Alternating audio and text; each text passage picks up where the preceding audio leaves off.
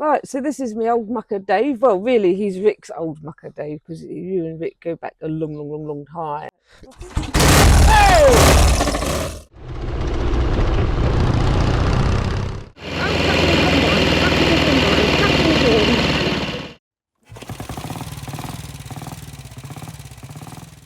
This bike, you've had it since 1979. You bought it? Yes, absolutely. Yeah. A young whippersnapper. Yeah, but not looking like this. No, it's been through a few, shall we say, changes in its days. Yes, I think that's fair to say. Brilliant. So talk us through what you've done then, Dave. Well, it's clearly a Norvin, and that's how I bought it. Because there's actually a Norvin on the logbook, isn't it? Which is correct. Unusual. So it's an original created in the 1960s, somewhere over in the northeast, I believe. Yeah. Repeat engine, and it's been through a lifetime. And in that time, I've managed to turn it round and build it into this, editing out all its quirks and foibles in the process, hopefully. Yeah, well, that's the wonderful thing when you've got something like this any kind of cafe racer, it's what the person wants to build. So, hey, this video is not for the purists. If you don't like non-standard bikes, look away now. Really, no. And you've offered to let me have a ride on it. I can't believe well, that's the most important thing, really, isn't it? Yes, I think we ought to zip through the stuff that we need to do on here for there, well, and get Julie onto the bike. What's standard? That tappet cover's standard. Well, what is standard on this machine? The engine cases. Yeah. The crankshaft. Yeah. What's the barrels and heads, really, and everything else. So not the pistons. They're certainly not original pistons. No. The whole engine has been rebuilt with new liners, so it's had everything, new crank. And the frame is featherbed, but that's been modified.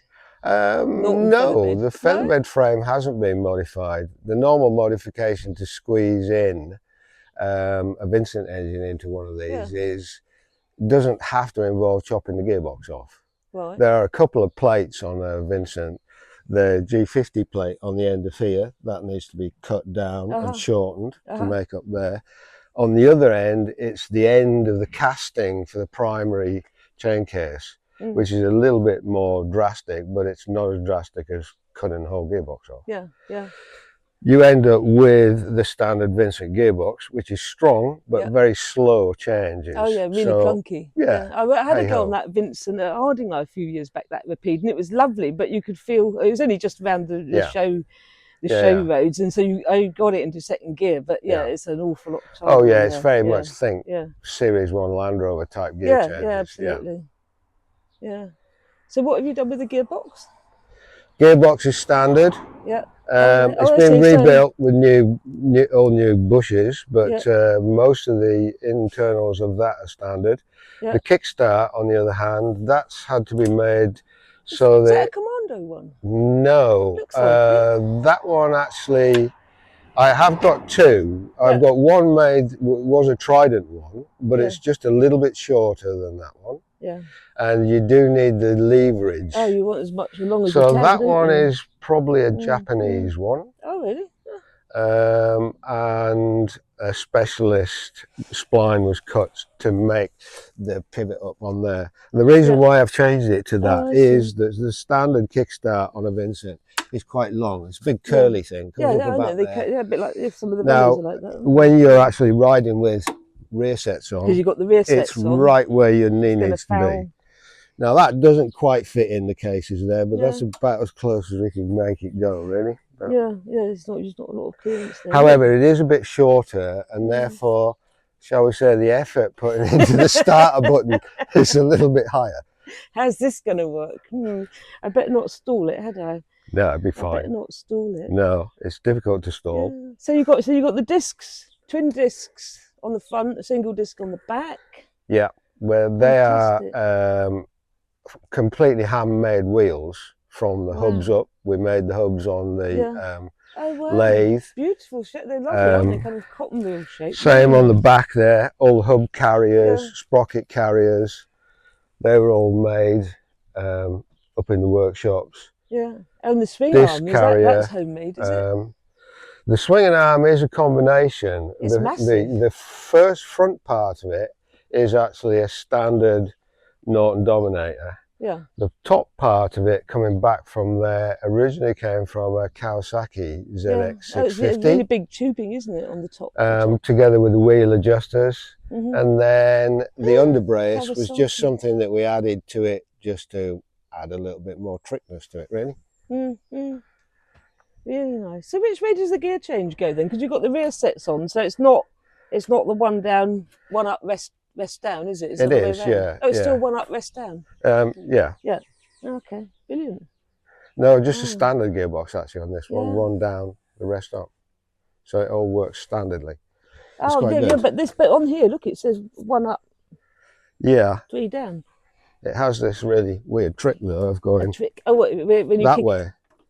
That way. Oh. So it goes that way into first, and then you lift it up for second. Oh, okay. Oh, I thought that was because of the rear sets. No. It's just that is actually just a gear indicator on these. Yes, yeah. But quite often you get a little bit of clutch drag when you pull up, and you know it's quite difficult to get into first. Yeah. Or get out of first into neutral. Yeah. So quite often I'll just reach down, get hold of that, and click that into neutral because it's a lot easier. Oh, neat. Oh, that's cool. Yeah.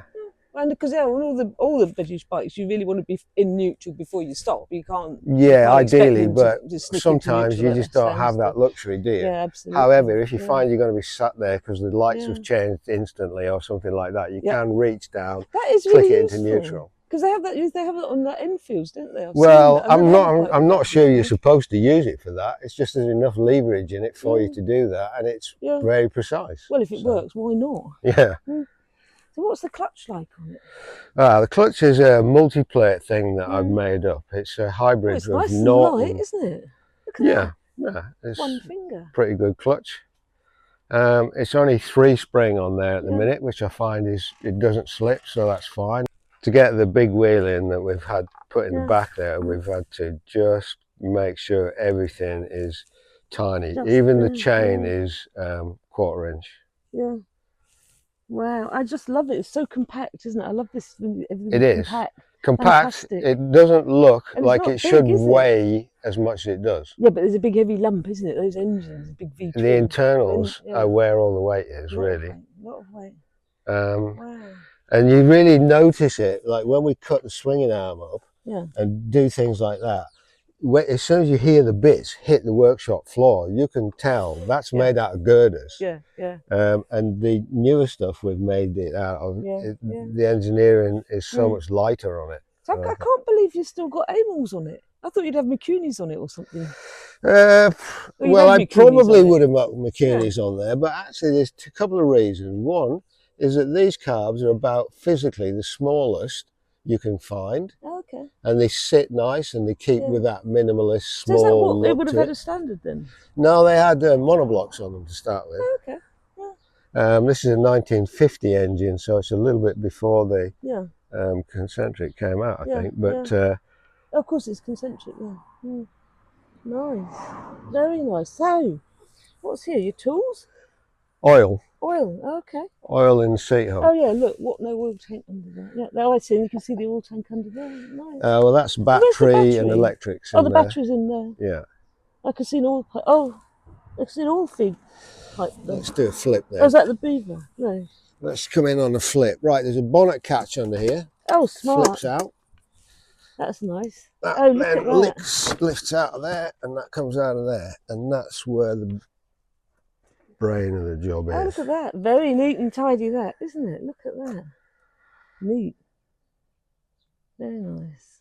Very nice. No, I love that.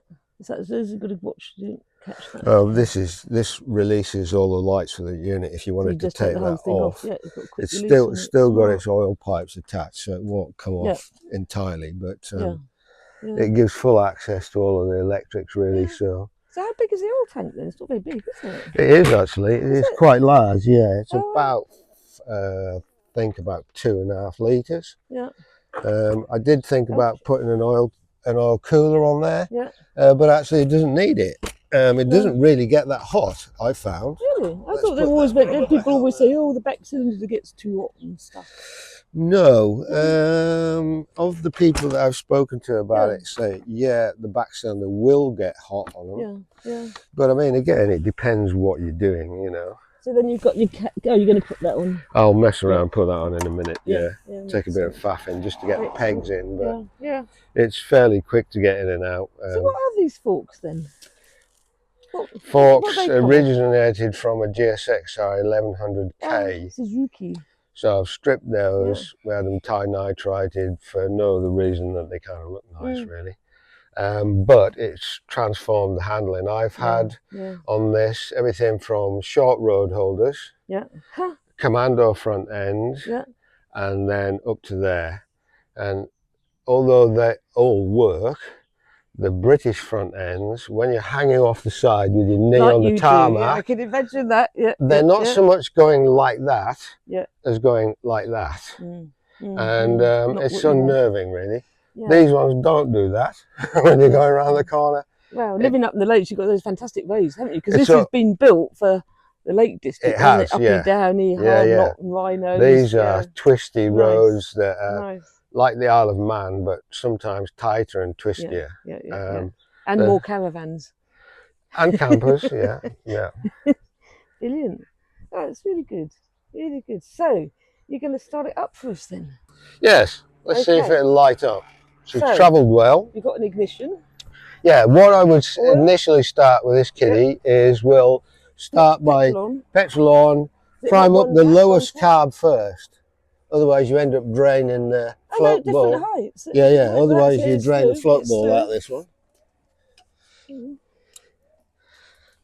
She's wet. Yeah. Right, now before I turn the ignition on, because it's electronic ignition. Have you got an oil switch? No, it's on pressure, it's on its own pump pressure.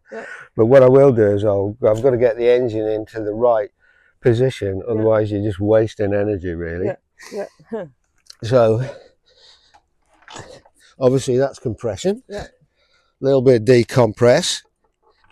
See how far it goes. Top dead center. Just past top dead, and then find out where the next one is. So is that top dead centre on what cylinder? You don't know? I don't know yet. That's what I'm looking for. You tied it on the back, don't you? That's what I'm looking for, yeah. I'm looking for the long throw, really. So, don't know if I cope with that. That's the short throw. Clearly, it went over the top and then jammed on the next one. So this is the long throw. This is the one that I'm after. So I'm going to ease that one over there. Turn ignition on. Don't forget the ignition. Has it got a kill switch? No. That's right. Oh, it's got a key, hasn't it? Yeah. And let's give it a belt. All right.